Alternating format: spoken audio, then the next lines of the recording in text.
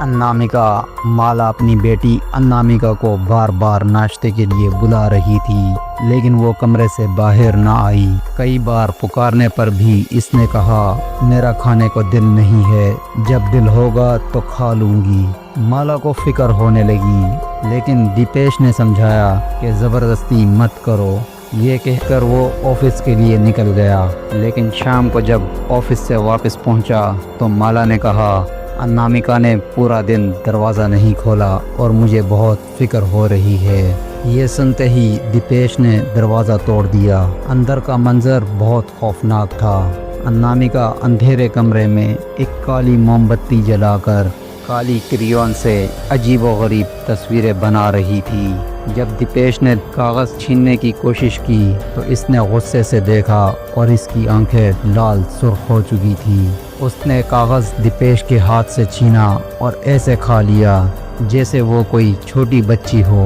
उसके बाद वो खौफनाक अंदाज में मुस्कुराई और बाथरूम की तरफ चली गई। बाथरूम जाकर शावर खोल दिया, लेकिन साथ ही इसकी खौफनाक चीख सुनाई दी। दीपेश और माला ने फौरन दरवाज़ा तोड़ा तो अंदर से भाप निकल रही थी। शावर से खोलता हुआ पानी गिर रहा था और अनामिका का जिस्म जलकर सुर्ख हो चुका था।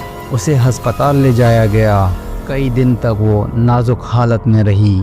इसके ज़ख्मों में पस भर गई थी और वो तड़प तड़प कर अपनी माँ को पुकारती रहती। डॉक्टरों को भी समझ नहीं आ रही थी कि ये सब कैसे और क्यों हो रहा है। लेकिन एक रात वो खुद से कहने लगी, मम्मा कोई मुझे मारना चाहता है, लेकिन वो मुझे आसान मौत नहीं देना चाहता। वो चाहता है कि मैं तड़प तड़प कर मर जाऊं। ये कहते ही उसने खुद को चाकू से जख्मी करना शुरू कर दिया।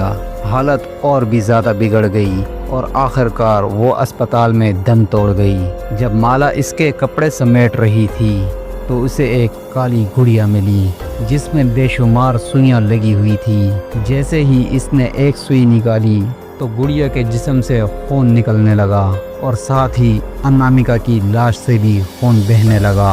माला को अब समझ आया कि उसकी बेटी को किसी ने काले जादू से मारा है।